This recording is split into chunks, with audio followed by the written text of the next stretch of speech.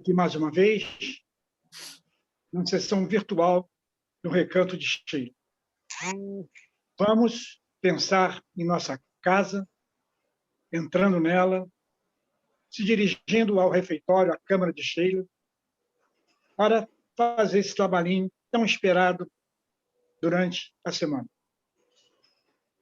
Portanto, meus irmãos, vamos nos concentrar, pensar no alto em Jesus, em Deus, nosso Pai, Jesus, Francisco de Paula, os trabalhadores da Casa de Francisco. Nós vamos iniciar o nosso trabalhinho pela mensagem de bentação, que essa será lida pela nossa irmã Arlene. Bom dia a todos. É o pão nosso. Abrir no capítulo 76, as testemunhas. Portanto, nós também, pois que estamos rodeados de uma tão grande nuvem de testemunhas, deixemos todo o embaraço. Paulo, Hebreus, capítulo 12, versículo 1.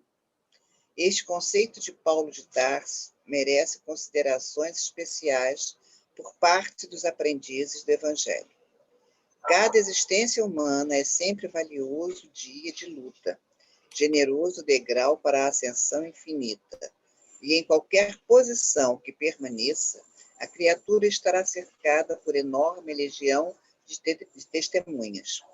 Não nos reportamos tão somente àquelas que constituem parte integrante do quadro doméstico, mas, acima de tudo, aos amigos e benfeitores de cada homem que o observam nos diferentes ângulos da vida, dos altiplanos da espiritualidade superior. Em toda parte da Terra, o discípulo respira rodeado de grande nuvem de testemunhas espirituais que lhe relacionam os passos e anotam as atitudes, porque ninguém alcança a experiência terrestre a esmo, sem razões sólidas com bases no amor ou na justiça. Antes da reencarnação, espíritos generosos endossaram as súplicas da alma arrependida, juízes funcionaram nos processos que lhe dizem respeito, amigos interferiram nos serviços de auxílio, contribuindo na organização de particularidades da luta redentora. Esses irmãos e educadores passam a ser testemunhas permanentes do tutelado, enquanto perdura a nova tarefa e lhe falam sem palavras, nos refolhos da consciência, filhos e pais, esposos e esposas, irmãos e parentes consanguíneos do mundo são protagonistas de dramas evolutivos. Os observadores, em geral, permanecem no outro lado da vida. Faze, pois, o bem possível aos teus associados da luta do dia de hoje, e não te esqueças dos que te acompanham em espírito, cheios de preocupação e amor. Graças a Deus, a Jesus e a Francisco de Paula. Muito obrigado, minha irmã, pela sua linda mensagem escolhida. Que sirva para a nossa reflexão. Agora nós vamos ler a mensagem da irmã Sheila, de hoje. O livro A Mensagem do Dia, de Cleiton Levi, pelo Espírito Cheio. A mensagem é pensar e querer. O homem foi capaz de desenvolver sofisticados radares para detectar presenças estranhas a longa distância, mas ainda não conseguiu estabelecer um sistema de vigilância em torno da própria mente. Todo pensamento estabelece uma sintonia. Pensando, a criatura interage sobre seus semelhantes, estabelecendo ligações conforme o campo mental que a envolve. Se a situação é gerada por pensamentos felizes, estabelecem-se as presenças indesejáveis, oriundas do plano extrafísico, consolidando, assim, o início de processos obsessivos que poderão aprisionar a pessoa em dolorosos processos de subjugação. Entretanto, cabe ressaltar que entre a abordagem do pensamento infeliz e a sua aceitação em nosso campo mental, há uma distância a ser percorrida. No mundo, pensamentos infelizes nos ocorrem a todos. Cabe-nos, porém, a devida vigilância para rebatê-los com o escudo do bom senso, a fim de que nossa vida interior se desenvolva em base de equilíbrio desejado. Pensa com amor e a luz do teu pensamento te iluminará por dentro. Graças a Deus, a Jesus e a Francisco de Paulo.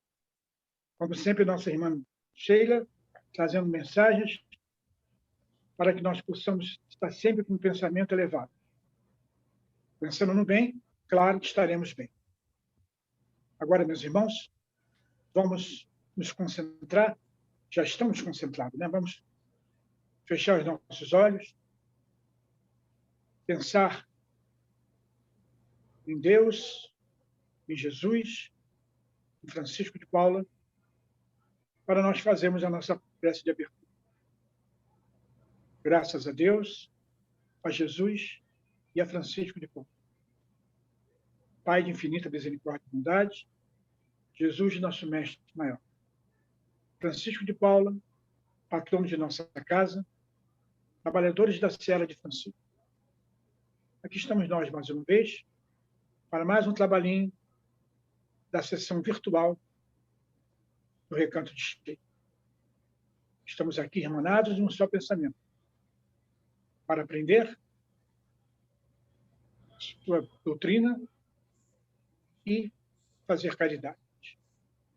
Obrigado, Pai, pela oportunidade que nos dá de estarmos todos juntos em pensamento e que possamos ter uma sessão tranquila, de muito aprendizado e muita caridade. Muito obrigado, meu Pai. Com a graça de Deus, de Jesus e de Francisco. Eu peço agora a minha irmã Nilda que leia para nós um trechinho do Evangelho. Evangelho segundo o Espiritismo, capítulo 11, Caridade para com os criminosos. A verdadeira caridade é um dos mais sublimes ensinos que Deus deu ao mundo. Deve existir entre os verdadeiros discípulos de sua doutrina uma fraternidade completa. Deveis amar os infelizes, os criminosos, como criaturas de Deus, às quais o perdão e a misericórdia serão concedidos, se arrependerem, como a vós mesmo, pelas faltas que cometeis contra a sua lei. Pensai que sois mais repreensíveis, mais culpados que aquele aos quais recusais o perdão e a comiseração, porque frequentemente eles não conhecem Deus como conheceis, e lhes será pedido menos do que a vós. Graças a Deus, a Jesus e a Francisco de Paula. Muito obrigado, minha irmã, pelo trecho escolhido do Evangelho. Agora, meus irmãos, chegou o momento do nosso estudo, que hoje a nossa irmã Zezé vai fazer, falando do nosso patrono, Francisco de Paula. Minha irmã querida, boas vibrações para você. Eu já começo bebendo água. Todo mundo bebeu água hoje? Espero que sim. Uma responsabilidade muito grande falar sobre o patrono da casa. E aí eu fiquei pensando o que eu poderia falar sobre ele. Pensei. E vamos ver se eu consegui alcançar aquilo que eu pensei. Nós começamos com um trecho do Evangelho, do capítulo 11, Amar o próximo como a si mesmo. O espírito comunicante, um espírito protetor, em Cracóvia, 1861. É um trecho antes daquele que acabou de ser lido. Logo antes do Caridade com os Criminosos, vem esse trecho aqui, a fé e a caridade. Em que o Espírito vai dizendo que a caridade sem a fé não basta para manter entre os homens uma ordem social capaz de os tornar felizes. Essa caridade austera, que só se pratica com a abnegação, por um constante sacrifício de todo interesse egoístico, somente a fé pode inspirá-la, porque só ela nos faz carregar com coragem e perseverança à cruz dessa vida. E lá embaixo, no finalzinho da mensagem, o Espírito diz assim: a história da cristandade fala de mártires que se encaminhavam alegres para o suplício. Hoje, na vossa sociedade, para serdes cristãos, não há necessidade do holocausto, do martírio, nem do sacrifício da vida, mas única e exclusivamente o sacrifício do vosso egoísmo, do vosso orgulho e da vossa vaidade. Triunfareis se a caridade vos inspirar e a fé vos sustentar. E aí eu começo contando uma história. Há muito tempo atrás,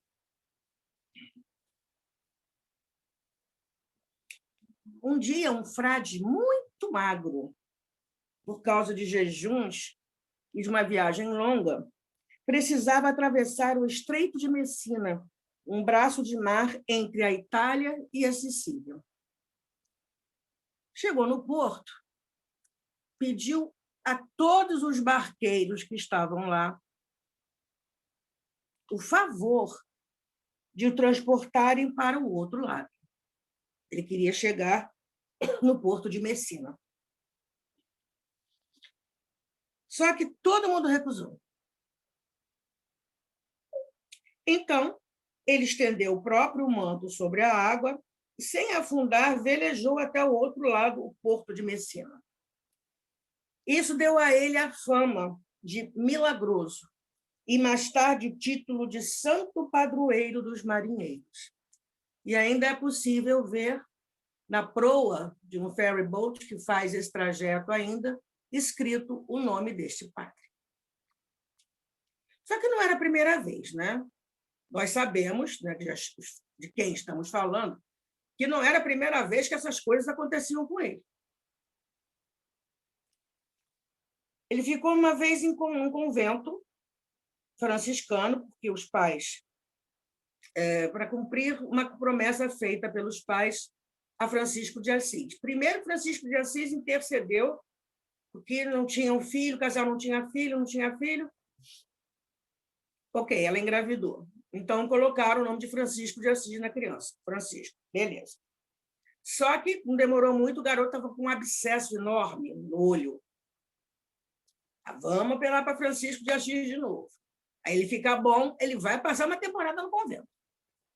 Não deu outra. O garoto ficou bom e foi colocado para passar uns 2 aninhos dentro do convento. E aí começava. Volta e meia, cadê Francisco? Está rezando. Só que o rezando do Francisco tinha uns detalhes a mais. Porque ele entrava em êxtase, que é quando o espírito, pela concentração, pela fé, vai a altas regiões espirituais, e ainda por cima o corpo levitando. Está ele lá em posição de oração, católico, que era a religião predominante, em posição de oração, e o corpo flutuando, e um tempão, assim. Certa vez disseram para ele fazer a comida para todo mundo. Tá, ele foi lá, pegou todos os ingredientes, colocou na panela, acendeu o fogo e foi rezar. Nesse foi rezar, foi ele, né? Já foi Francisco para o plano espiritual. Um tempão, panela lá no fogo, fogo aceso, sei o quê. E aí, depois de passado um longo tempo, foram atrás de Francisco. Lá vem Francisco. Francisco, cadê a comida? Está pronto. Pronto.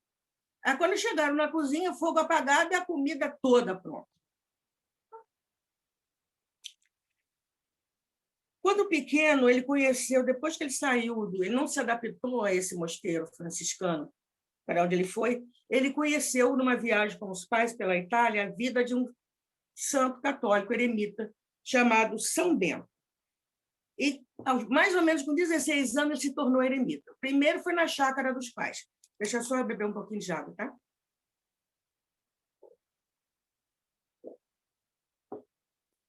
Se os pais permitiam, ele ficasse lá num cantinho e tal. Os pais concordaram. Só que todo dia iam lá levar comida. E não era bem isso que ele queria, não. Então, determinado dia, ele saiu da chácara dos pais, se embrenhou ali pelas estradas, achou uma caverninha e ficou lá. Em oração, comendo ervas, raízes e tal. Só que aconteceu umas coisas muito interessantes quando ele estava lá. O mensageiro espiritual, que a Igreja Católica coloca como sendo o arcanjo Gabriel, apresenta para ele o lema, aquele lema que todos nós conhecemos.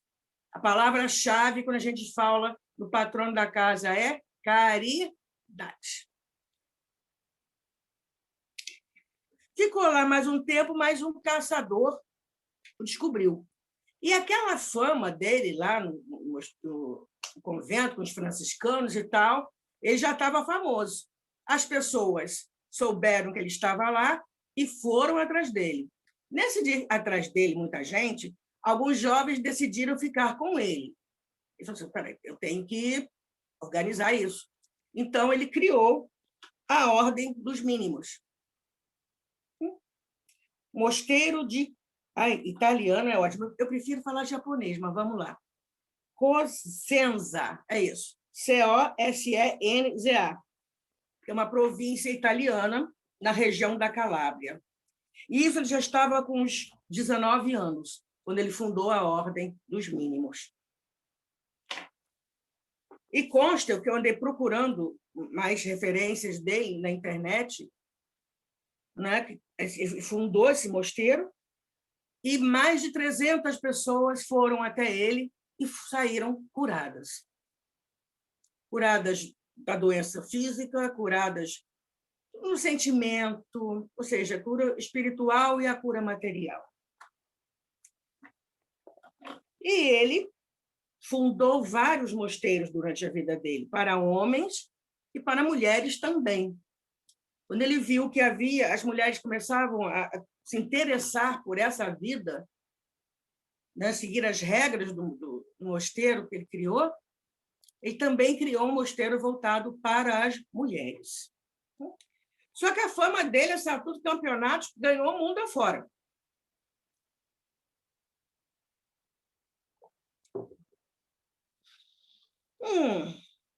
Foi parar na França. E lá havia um rei, na época, chamado Luís XI, que estava extremamente doente. Quando ele ouviu falar das curas que o Francisco de Paula fazia, exigiu que o Papa mandasse Francisco para curar, porque estava vendo que já estava morrendo e não estava a fim de morrer, não. Manda vir para cá. Aí já foi. Francisco pediu permissão ao Papa da época, o que ele liberou, e foi, pelo caminho todo de fundar mosteiro. Vamos embora. Quando chegou lá, ele não curou a doença do rei, a doença material. Mas o rei era um homem extremamente sem religião nenhuma, sem fé nenhuma, e ele conseguiu que, antes do desencarne, preparou o rei para o desencarne e reconciliou o rei com Deus. O rei desencarnou já em estado de fé, acreditando em Deus. E quais eram os votos da vida de Francisco de Paula?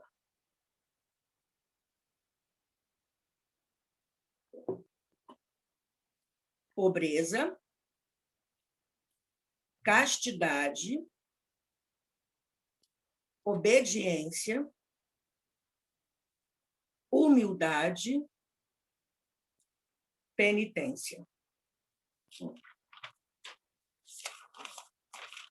Eu acho que eu não vou precisar nem de 40 minutos, eu acho que eu vou chegar em meia hora só hoje, falando de Francisco de Paula. Eu não quis entrar em muitos detalhes dos milagres e tal, porque a ideia aqui hoje é outra. Mas vamos chegar lá. Bom, nós nos esquecemos de um detalhe. Francisco de Paula era analfabeto. Ele não frequentou escola nenhuma. No entanto, as pregações que ele fazia, as orações que ele fazia, atraíam multidões.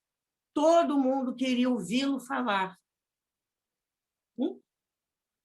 E ele predisse também a própria morte e o que iria acontecer depois de morto. Como assim? Vai virar fantasma? Não. Ele desencarnou em 2 de abril de 1507, na França. E o corpo ficou incorrupto até 1562. Bonitinho lá, inteirinho, até que protestantes calvinistas invadiram o local, pegaram o corpo e queimaram. Isso é chamado de a segunda morte de Francisco de Paula. Ele encarnou em 27 de março de 1416, então nós estamos com 605 anos do nascimento de Francisco de Paula. Claro que existe muita coisa a mais. Todo mundo se lembra da pedra que ia rolar, pegar... ia ser terrível se aquela pedra, né, que já estava começando a rolar, ia sair matando um monte de gente, e ele fez com que a pedra parasse, e a pedra está lá no mesmo lugar até hoje. Qualquer um de nós pode ter acesso a esses dados daquilo que nossos companheiros católicos dizem que é milagre, não é? Por isso, inclusive, também é conhecido como, está me fugindo a palavra agora, não é bem protetor, não, mas que muitas mulheres iam até ele com dificuldade de engravidar. E depois falavam com ele, deveria rezar com elas, etc., e tal, ou interceder por elas, as mulheres engravidavam. Então, também era protetor das mulheres grávidas. Então, quando a gente faz a pesquisa na internet, tudo isso está lá, só que com milagre, né? É considerado milagre. Mas qual é o nosso olhar, enquanto espíritas, para isso tudo?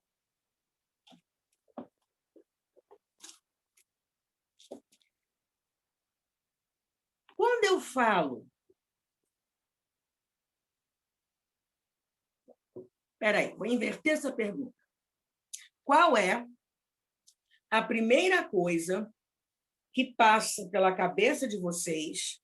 Eu não quero respostas, ninguém vai me aparecer em Tinder porque eu não tenho. Instagram, não. Eu tenho, mas eu não vou responder. Facebook também não. Nem o WhatsApp, ou seja, eu não quero a resposta de ninguém, não.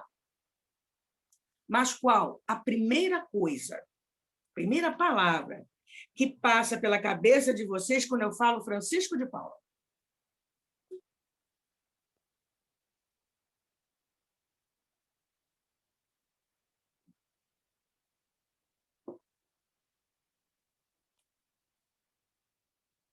Segunda pergunta. Quem Francisco de Paula é para você?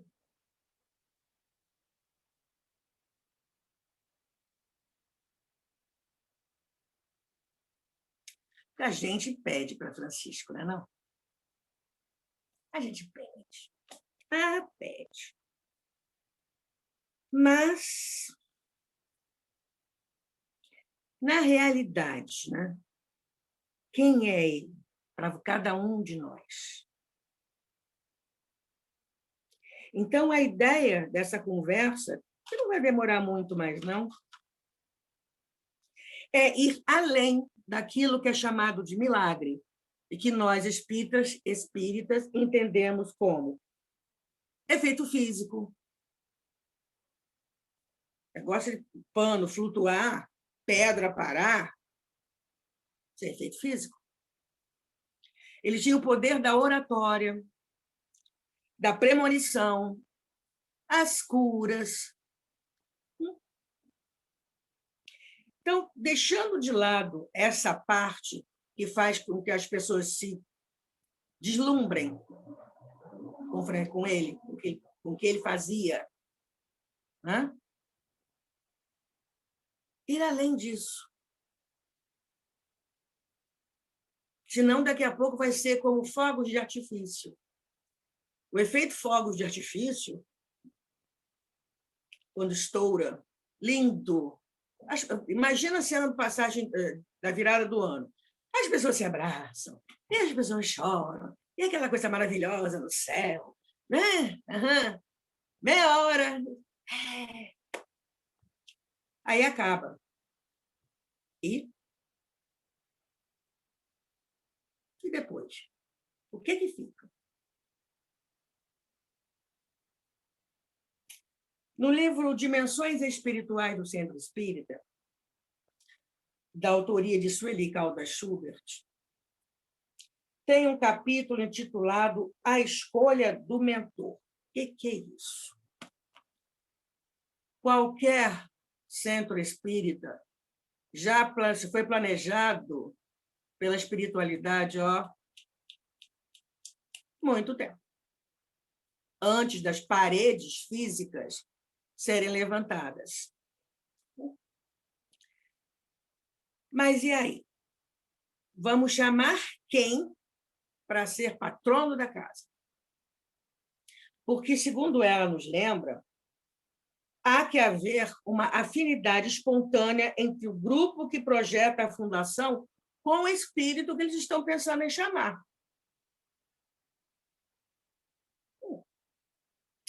Normalmente, esse espírito ele se destacou pelos feitos e testemunhos durante a vida encarnada, pela abnegação em favor do próximo e por ter deixado uma exemplar folha de serviços dedicados a uma causa nobre, ao bem, ao amor. No mínimo. E aí? O grupo de espíritos, né, deve ter chegado para Francisco de Paula e perguntado se ele aceitaria ser o patrono da casa, que ia surgir no plano espiritual depois. O espírito aceita, mas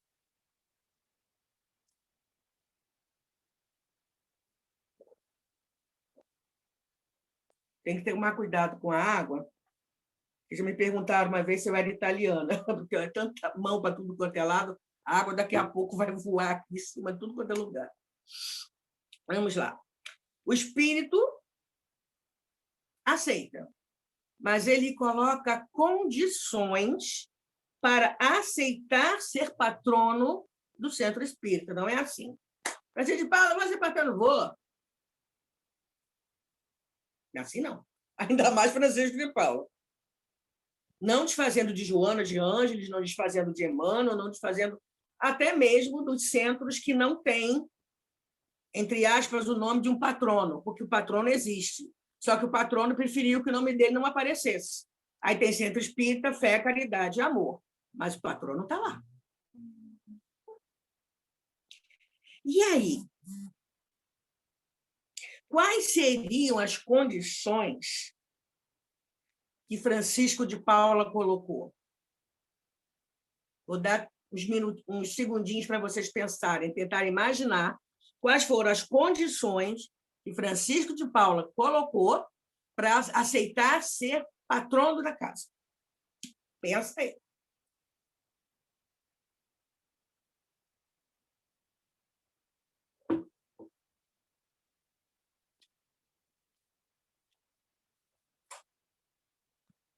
Já dei tempo suficiente ou as pessoas já estão começando a entrar em parafuso? Meu Deus, que condição que ele exigiu. Vou facilitar a vida de vocês. A gente pode inferir essas condições pelas atitudes e os votos, a forma de ser e de viver de Francisco de Paula. Ele não ia mudar. Então, como é que era, ou é, melhor dizendo, Francisco de Paula? Como é que ele vivia? Vamos relembrar. Tem um que não precisa nem... Um dos votos, uma das atitudes diante da vida, não preciso nem explicar. Simplicidade.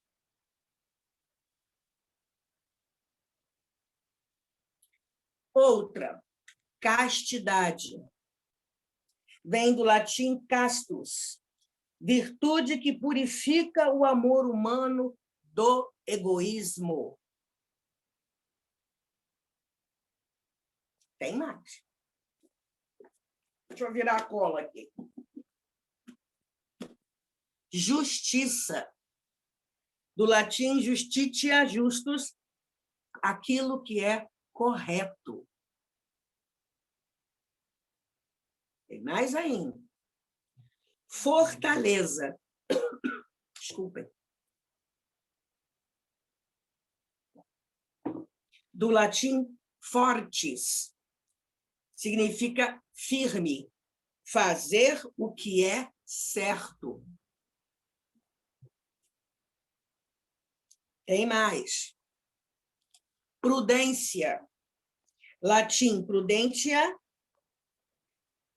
que até deu origem a uma palavra que nós conhecemos, previsão. Acabou. Prudência sendo um encurtamento de providência. Providere, olhar adiante, preparar, antecipar. O quê? O que pode acontecer, o que pode ser necessário fazer. Tem mais. Já tem gente coçando a cabeça, entrando em desespero. Eu estou vendo. Eu também fiquei. Quando me botaram para pensar no tema, eu falei assim, meu Deus. Vamos lá. Tem mais, né? Aí o lema, caridade. Mas o que é caridade? Vem do latim caritas, caritatis, ternura, amor, estima, afeto. A gente pensa logo em... Vamos fazer o bem. Isso é beneficência.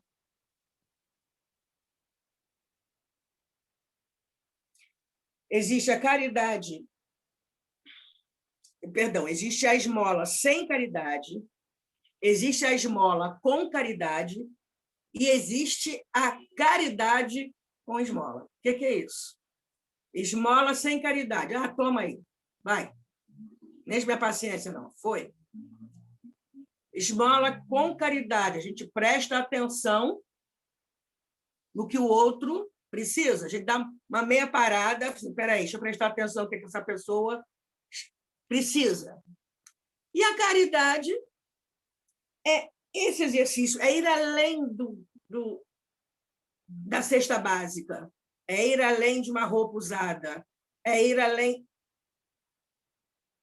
É envolver tudo isso em ternura, em amor, em estima, em afeto. Parece fácil, né? Tá bom. Vamos em frente, que tem mais. Hoje ninguém dorme. Temperança. Do latim, temperare, ser moderado. E aí? Por baixo, a casa que ele é patrono tem que agir dessa forma. No mínimo. Que é isso, dona Arlene. Caridade é se doar, mas doar tempo sem ficar resmungando. Puxa vida, o meu jogo de futebol na televisão. Ai, meu pai... Até... Vamos correr aqui, que dá tempo de eu chegar em casa. Hello? Menos. Ele não falou para ser moderado, ele não falou para, né, fazer o que é certo, né? E as outras coisas. Então, não é por aí. É muito legal quando a gente se lembra do patrono da casa e repete a história da vida dele, etc, etc, etc. Mas a história da vida dele é importante saber? Desde que a gente pense sobre ela. Isso eu estou falando para mim também. E aí, qual é a nossa frase quando a gente quer pedir alguma coisa a alguém, seja encarnado ou desencarnado? Fulano, por caridade, não é? Então, nós estamos pedindo que por ternura, por amor, por estima, por afeto, a pessoa faça esse favor para nós. Eu parei para pensar se eu já pedi alguma coisa para Francisco de Paula. E não estou falando assim de repente, numa sessão de desobsessão, pedir, não. Meu pedido, minha necessidade, que ninguém bate nas portas de uma casa espírita à toa. É muito difícil aqueles que realmente estão a fim de aprender, tem os que vão por curiosidade, e tem os outros que vão, como no tempo dele encarnado aqui, vão atrás de resolução de problemas, vão atrás de cura de doença, vão atrás de tudo, tipo, separar o namorado da filha, que eu não gosto daquele namorado da minha filha, vocês não fazem um trabalhinho aí, isso é real? Já aconteceu na casa. Vocês não fazem um trabalho, não, para separar? Não gosto da namorada da minha filha? Ou na sessão de prece, pergunta para o falecido onde é que estão os documentos que eu não estou encontrando, onde é que ele deixou. Né? Arlene, vai pelo amor ou pela dor. Irmandor funciona, que é uma maravilha. Mas vamos lá. Quando a gente pede, então, alguma coisa, eu só acho que até hoje eu parei para pensar, só pedi alguma coisa a Francisco de Paula 2 vezes na minha vida. Lá no centro eu estou há quase 30 anos. 2 vezes. Então, quando a gente pede alguma coisa a Francisco de Paula, que por caridade, pontinho, pontinho, pontinho, qual a nossa posição interior na hora de fazer esse pedido, na hora de falar essa frase? Ou nós já estamos tão acostumados que ela já sai no automático? Nós esquecemos com quem estamos nos comunicando, a quem estamos pedindo. Gente, não é um qualquer, é Francisco de Paula.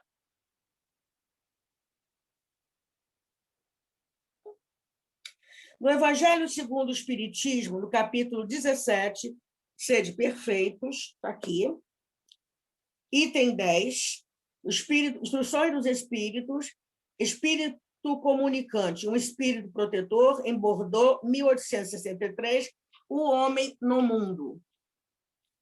Só um pouquinho do primeiro parágrafo. Um sentimento de piedade deve sempre animar o coração dos que se reúnem sob as vistas do Senhor e imploram a assistência dos espíritos bons. Purificai, pois, os vossos corações. Não deixeis que nele se aloje qualquer pensamento mundano ou fútil. O que a gente pede para Francisco de Paula mesmo, hein? Elevai o vosso espírito àquele por quem chamais, a fim de que, encontrando em vós as necessárias disposições, possam lançar em profusão a semente que deve germinar em vossos corações e dê frutos de caridade e de justiça. Não é um carro do ano, não é um emprego, não. Não é isso. A gente pode pedir força, sim. Entendimento sobre o que está acontecendo, né? O amparo para conseguir resolver aquele problema, e esse é outro erro das pessoas que chegam na casa de Francisco de Paula e vão para o atendimento fraterno e se decepcionam, porque a doutrina e o médico que está lá não vai resolver o seu problema. É você que vai resolver. A doutrina espírita mostra como. E ele está falando, o Espírito continua falando que não é para, como ele está falando, não é para estar exortando incessantemente a prece, a evocação mental, que a gente tem que viver uma vida mística. Isso foi no tempo de Francisco de Paula, que ele tinha que impregnar a mente das pessoas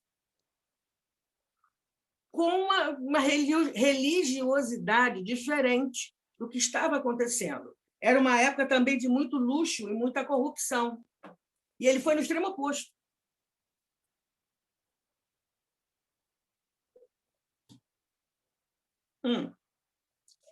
Continuando aqui. Quanto tempo eu tenho? Que aqui eu estou sem hora. 5 minutos? Beleza, dá certinho. Que vos obrigado a viver uma vida mística que vos mantenha fora das leis da sociedade em que estáis condenados a viver. Condenados a viver é forte, né? Mas tudo bem. Não, vivei como os homens da vossa época, como devem viver os homens. Sacrificai às necessidades, mesmo às frivolidades do dia, mas sacrificai com um sentimento de pureza que as possa santificar.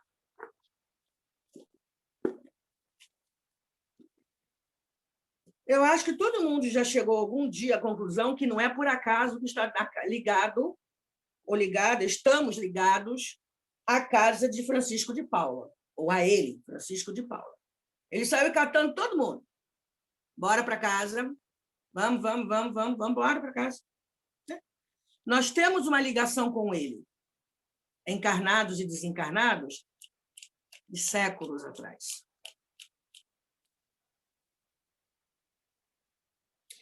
E aí, lembrando da mensagem de abertura, que eu achei ótima, até anotei aqui, as testemunhas. O que nós estamos fazendo, ou o que a gente já consegue fazer dentro daquelas regras, daqueles parâmetros franciscanos? Justiça, temperança, tarará, tarará, aquela listinha básica. Não adianta fazer essa carinha de desanimada e nem suspirar, não. Estou te vendo.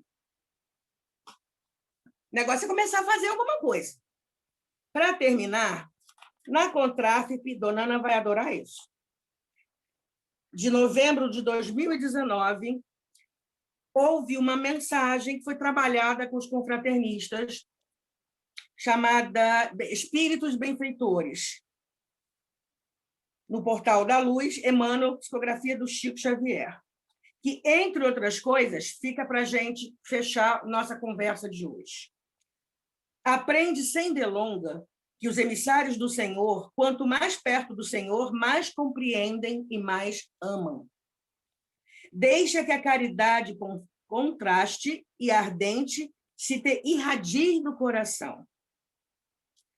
Os enviados da providência concedem-te as bênçãos da previdência. No entanto, esperam que saibas distribuí-las.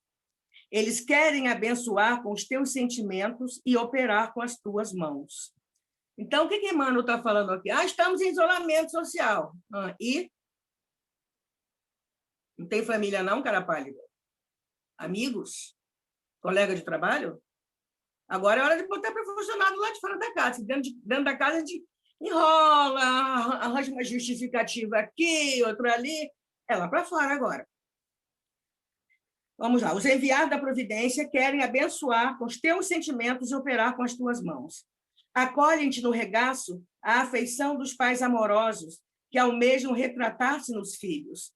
Anseiam de tal modo pela edificação do reino de Deus no mundo que se esforçam para que estejas neles tanto quanto eles estão em ti. À vista disso, não te digas inútil. Melhora-te e serve. Felicidade é troca. Amor é fusão. Os mensageiros divinos aspiram a permutar as forças deles com as tuas, na recíproca transfusão de ideias e esperanças, a fim de que os céus desçam à terra e a terra se eleve aos céus. Então, que o nosso patrono possa contar com a gente, nem seja um pouquinho assim, mas que ele possa contar. Muita paz para todos nós. Graças a Deus.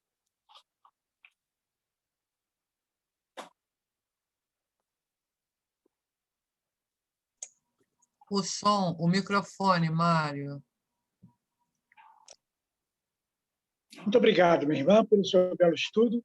Geralmente, quando fala de Francisco de Paula, fala só da vida dele.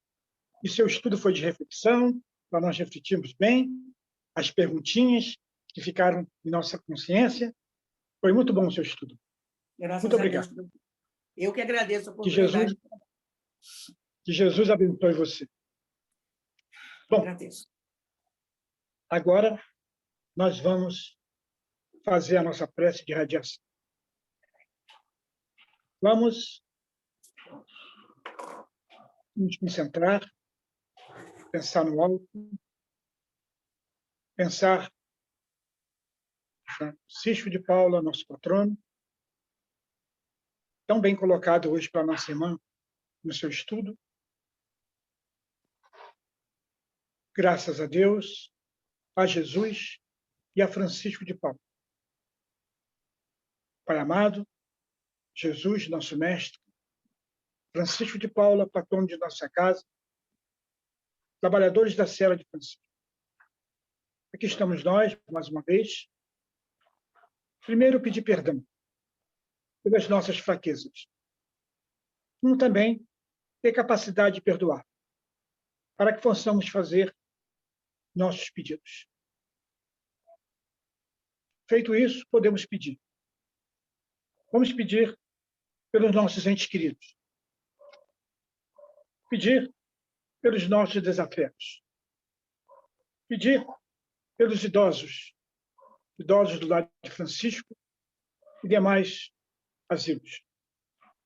Pedir às crianças, pelas crianças que estão aí na rua, nos orfanatos, necessitando de carinho, como também os idosos necessitam de carinho. Agora, com esse problema, todos estão afastados dos asilos, dos orfanatos. Pedimos pelos desempregados, pelos moradores de rua, por todos os sofredores do Brasil e do planeta. São muitos. Pela doença, que está atormentando todo o país, todo o mundo, como também de outras doenças. Pedir ao doutor Bezerra de Menezes, irmã Sheila, e suas falanges que possam percorrer todos os lugares onde existe leite de dor, ajudando aos médicos da terra a sua recuperação. Pedimos pela nossa congregação, embora fechada, mas está sempre em nossos corações, em nossos trabalhos virtuais, que são muitos, graças a Deus. Pedimos pelo Francisquinho, pelo Lar de Francisco, pedimos por todos os países do planeta que estão passando essa fase difícil. E pedimos também pelo Brasil, nessa fase crítica. Pedimos bom senso dos governantes desse país, para olhar para a população tão sofrida. Pedimos também a conscientização da população, que muitos ainda não estão levando a sério essa pandemia. Pedimos paz para todo mundo, nesse planeta tão sofrido. Jesus está no comando, Deus está no comando, para que todos possam encontrar paz. Muito obrigado. Graças a Deus, a Jesus e a Francisco de Paula. Agora, a nossa irmã Márcia vai fazer para nós a prece de agradecimento. Encerramento. Graças a Deus, a Jesus e a Francisco de Paula. Chegamos ao final de uma reunião de irmãos em torno de um mesmo ideal. O ideal espírita, o ideal de progresso individual e coletivo. Sob o amparo de Francisco de Paula, a quem nós agradecemos por nos acolher em sua casa, pelo aconchego do seu abraço amoroso, por nos ajudar a compreender o nosso papel na transformação de nosso planeta em um mundo melhor para todos. Agradecemos a falange de Francisco, aos bondosos espíritos que trabalham em nossa casa tão amada, orientando, auxiliando e aturando a todos nós. Que a paz de Francisco de Paula esteja em nossos lares, que a gente possa ter em nossos corações, em nossos lares, um pouquinho do Francisco. Que guardemos em nossos corações as lições que ele nos deixou, a caridade, a humildade, a simplicidade, a perseverança, a compaixão. Que sejamos instrumentos do serviço ao próximo. Ajude-nos, Francisco de Paula, e cuide de nós. Graças a Deus, a Jesus e a Francisco de Paula. Que assim seja. Obrigado, minha irmã, pela sua linda prece. Agora, antes de nós encerrarmos o nosso labarinho dessa manhã, eu gostaria de ler o boletim da casa.